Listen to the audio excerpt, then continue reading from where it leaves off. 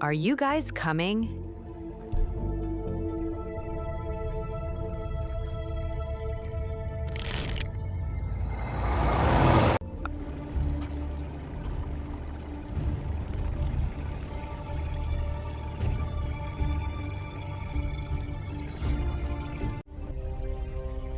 I can't do this.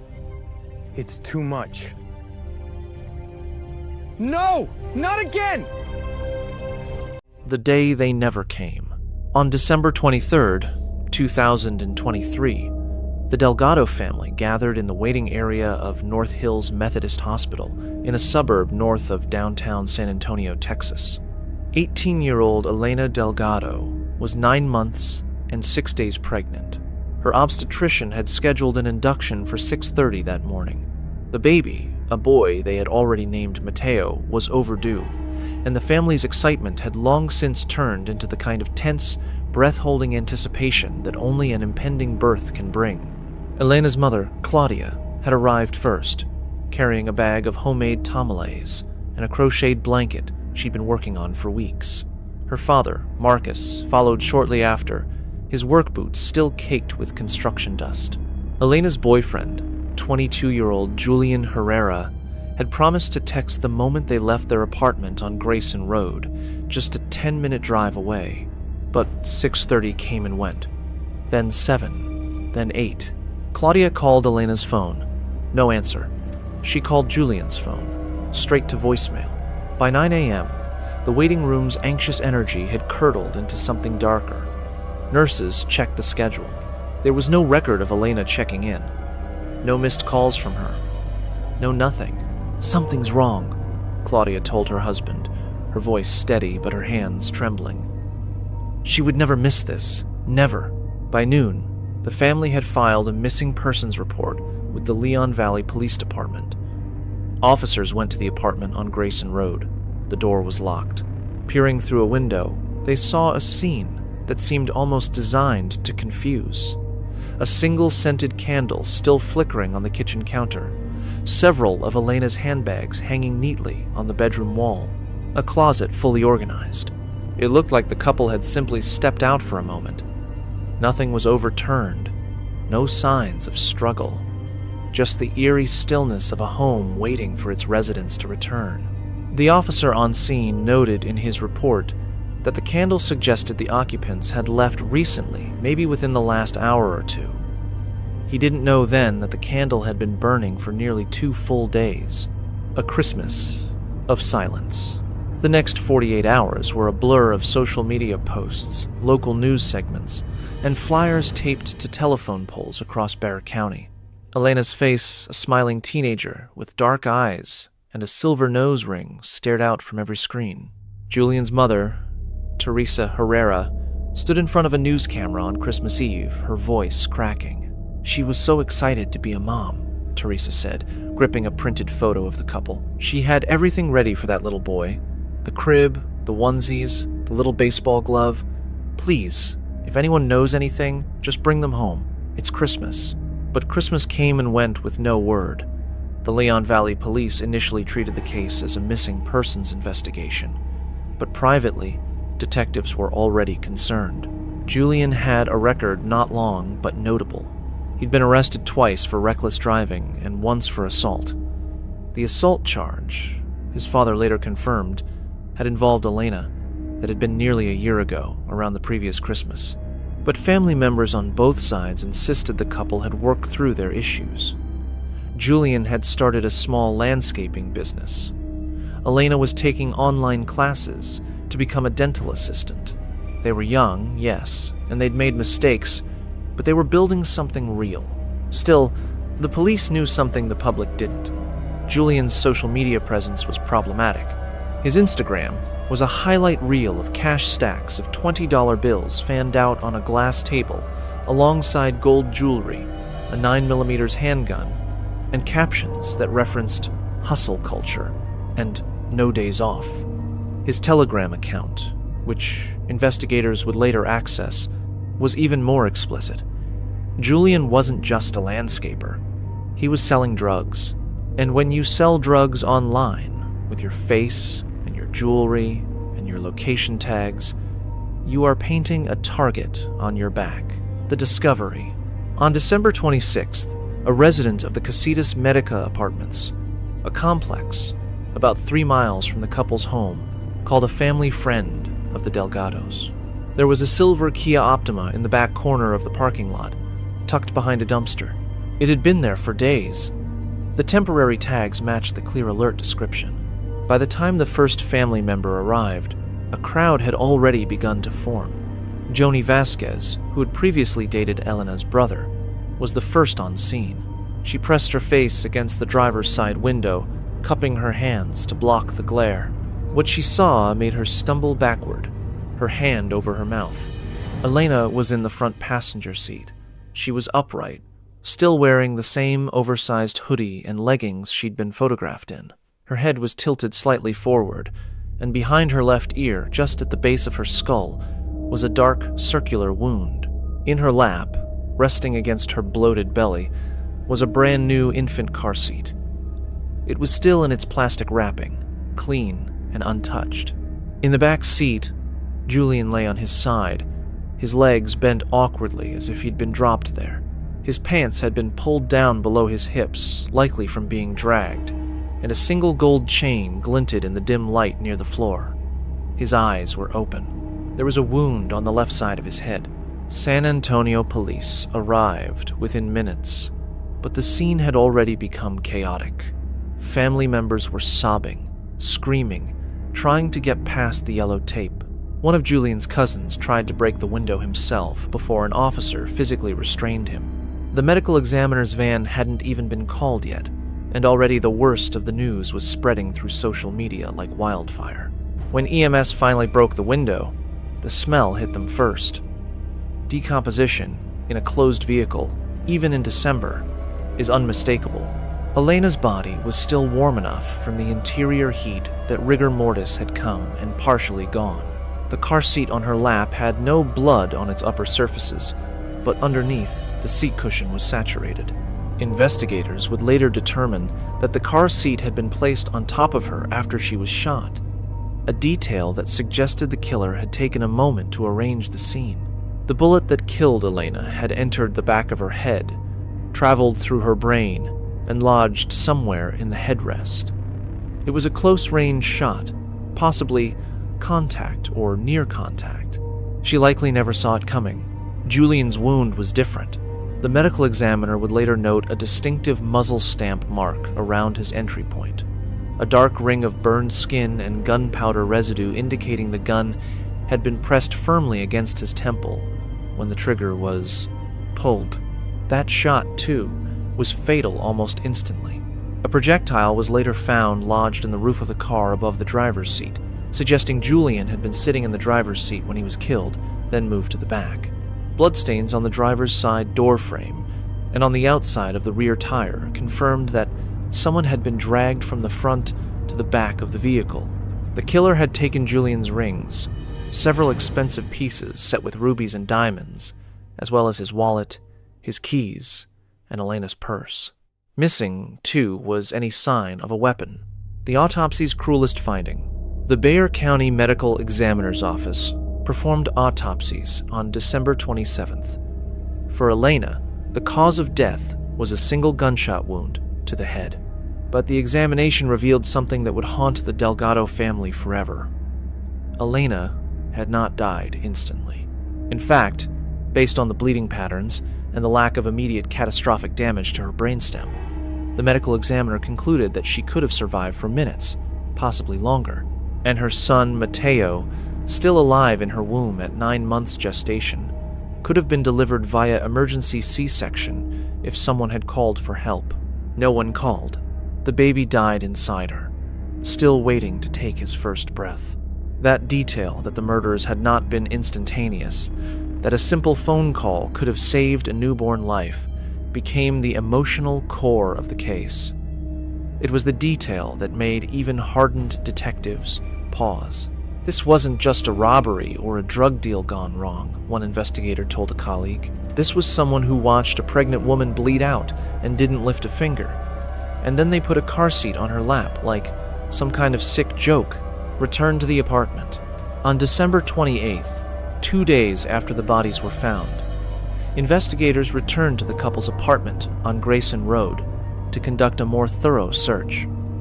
What they found made no sense. The apartment had been disturbed.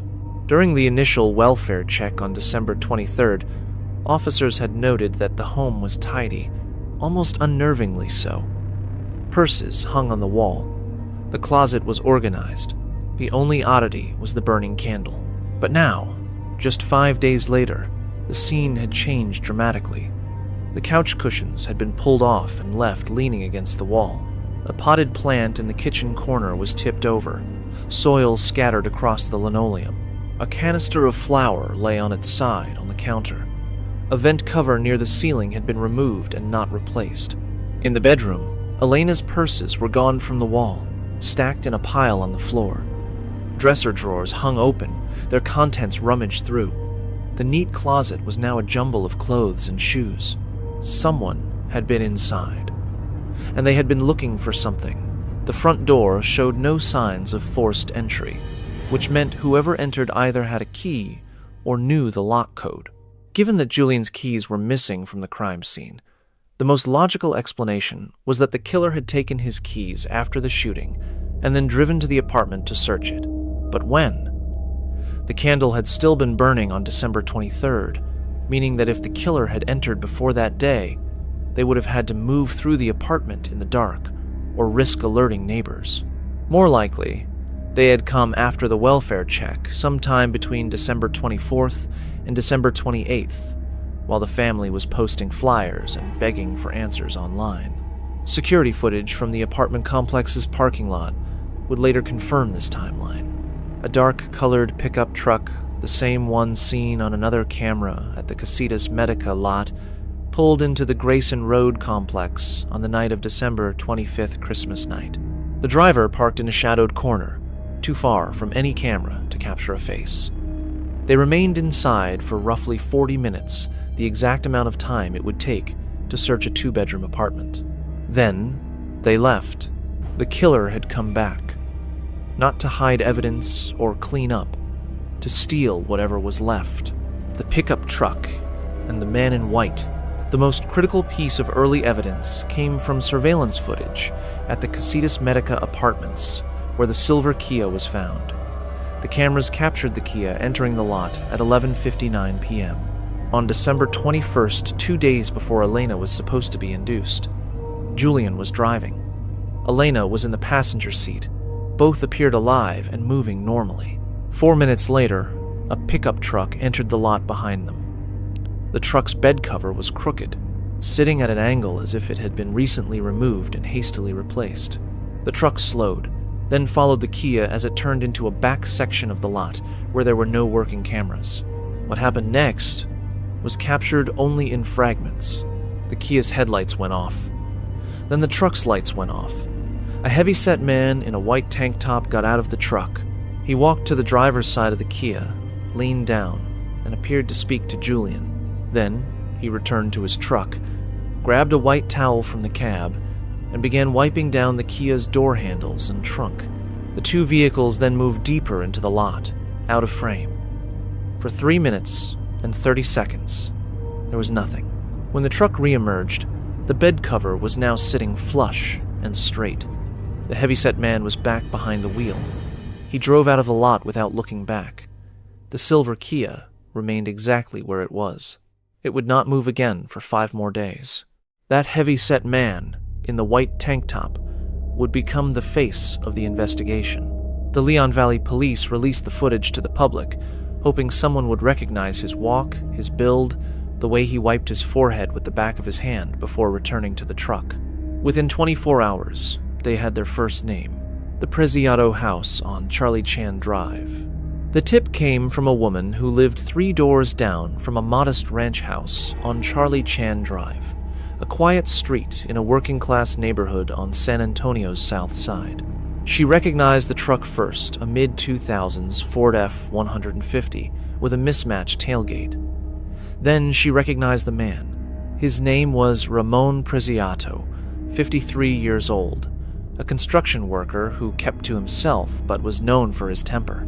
On January 3rd, 2024, detectives arrived at the Preziato home. The property's most notable feature was a cluster of security cameras mounted under the eaves, 4 of them, all pointed at the driveway and the street. When investigators knocked, a young man answered. He was 19 years old, heavyset like the man in the video, with the same sloping shoulders and wary eyes. "Christopher Preziato?"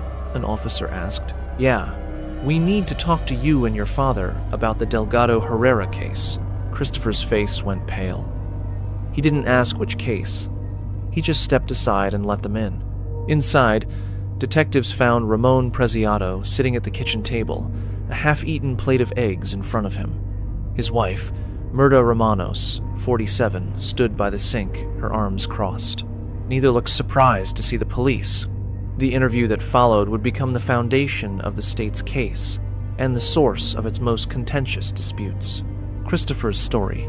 Separated from his father and questioned alone, Christopher Preziato told a remarkable story. He admitted he was the person in the white tank top, but he claimed he was not a killer. He was a victim. According to Christopher, he had known Julian Herrera for a few months through mutual friends. Julian sold marijuana, and Christopher, a self-described stoner gamer who rarely left his bedroom, was a regular customer. On the night of December 21st, he had arranged to buy $60 worth of weed. Julian picked him up at his house, but almost immediately, things went wrong. He was already agitated, Christopher told the detective, his voice shaky. He was like, "Get in, bro. Hurry up, let's go." I got in the back seat, and that's when I noticed he had a gun tucked in his waistband. Christopher said that after he handed over the money, Julian's mood darkened further. When Christopher reached for his phone to use as a flashlight, it was dark, and he wanted to see the floor before stepping out. Julian apparently misinterpreted the movement. "He pulled the gun," Christopher said. "He pointed it at me. I pushed it away with my hand, and that's when it went off. It hit her. It hit Elena. And then he started screaming, and the gun went off again, and it hit him." In Christopher's telling, both shots were accidental, the result of a panicked struggle over a gun Julian himself had brought. Christopher claimed he never touched the trigger. He said he ran from the car, called his father to pick him up, and then, at Ramon's direction, helped clean the scene. The towel in the video, he explained, was used to wipe down the car because he was freaking out and didn't know what else to do. His father, Christopher insisted, had no idea what had happened until he arrived at the lot, and his mother, Myrta, wasn't involved at all. The evidence that unraveled him. The detectives listened patiently. Then they showed Christopher the security footage from his own home. The cameras he had claimed were only for live viewing. The footage told a very different story. First, it showed Julian's silver Kia pulling up to the Preziato house at 11:30 p.m. on December 21st. Christopher was already outside, pacing. He got into the back seat. Then the Kia drove away. So far, it matched his account. But the cameras also showed something Christopher hadn't mentioned. Ramon Preziato and Myrta Romanos getting into the F-150 less than 2 minutes after the Kia left. The truck followed the same route the Kia had taken. And when Ramon returned home at 1 a.m., the expression on his face was not confusion or panic. It was cold, controlled. He carried a black bag into the house and disappeared into the master bedroom. Then there was the gun. On January 4th, investigators returned to the Preziato home with a search warrant. They found a .380 caliber handgun in a locked closet inside the master bedroom. The gun was loaded with 2 bullets in the chamber and a full magazine of 5 in the grip. 3 rounds were missing, exactly the number accounted for at the crime scene. 2 fatal shots and 1 unused bullet found loose in the back seat of the Kia. Ballistics testing confirmed that this gun fired the bullets that killed Elena Delgado and Julian Herrera. The gun was registered to a woman who had dated Ramon Preziato years earlier. She told police she had reported it stolen in 2021. When asked about the gun, Myrta Romanos claimed it was hers. She said she had bought it off some guy for protection, but couldn't remember where or when. Under further questioning, her story fell apart. She was arrested alongside her husband and stepson. The money and the rings. The motive became clear within days of the arrests. Christopher Preciado had been desperate for money. His phone records showed dozens of messages to an associate named Anthony Gonzalez asking for help buying car parts for a project he couldn't afford. In one message, dated December 18th, Christopher offered 2 rings as collateral, one described as 10K with a cross, and another big ruby in the middle. After the murders, Anthony pawned 2 rings, matching those exact descriptions at a local shop for $300. The pawn shop's records showed the transaction occurred on December 23rd, the same day Elena was supposed to be induced. When investigators recovered the rings, Julian Herrera's mother identified them immediately. They had belonged to her son. Then there was the cash.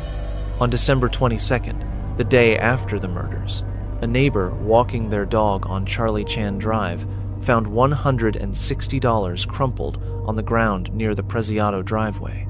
The bills were stained with what appeared to be blood. Testing confirmed it was Julian's. Christopher had taken Julian's rings and his wallet. He had taken Elena's purse. He had tried to sell the jewelry within 48 hours, and he had lost cash while getting out of the truck. None of this looked like an accidental shooting. It looked like a robbery that turned into an execution. The trial. Christopher Preciado stood trial in March 2026 on 3 counts of capital murder. The state of Texas did not seek the death penalty, instead requesting life imprisonment without the possibility of parole. The proceedings lasted 2 weeks. The defense did not dispute Christopher's presence or his involvement after the incident. However, they argued that the events were not intentional murders, but the result of a drug-related encounter that escalated unexpectedly. They described Christopher as a young man who made panicked and irreversible decisions in a moment of extreme fear.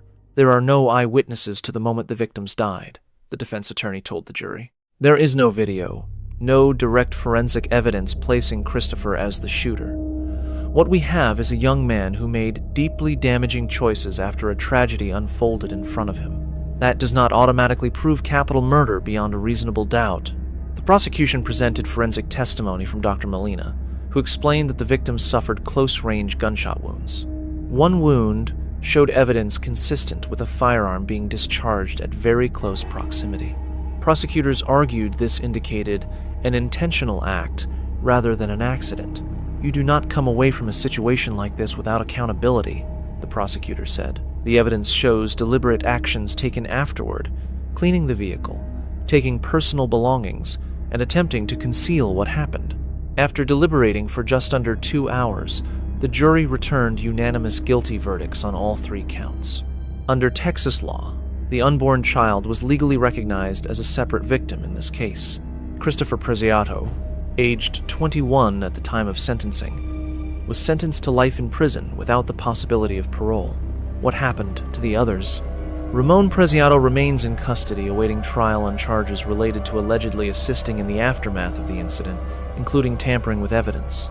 Prosecutors allege he may have helped clean the scene and attempted to conceal related items. His bond has been set at $450,000, which has not been posted. Morda Romanos was released after charges against her were dismissed in November 2025 due to insufficient evidence directly linking her to the killings or any coordinated cover-up. Her release was difficult for both families involved, who continue to seek accountability and answers. The other family's tragedy. The Delgado family had already endured an earlier loss.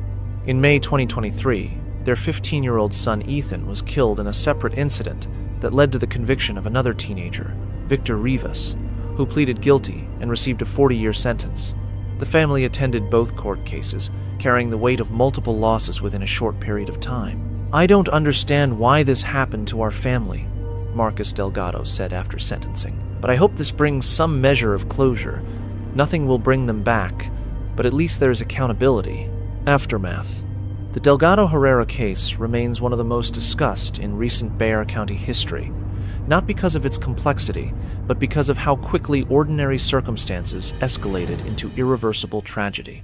While public discussion continues online, the official legal process has concluded. Christopher Preziato will serve a life sentence without parole. Other proceedings are still ongoing for related individuals. For the families involved, the case leaves behind lasting grief and unanswered questions. The focus now, for them, is on remembrance and healing rather than the details of the crime itself. Elena's nursery, still fully decorated, remains untouched in the apartment on Grayson Road. The lease expired 6 months after her death. No one has moved in since. The candle on the kitchen counter burned out long ago.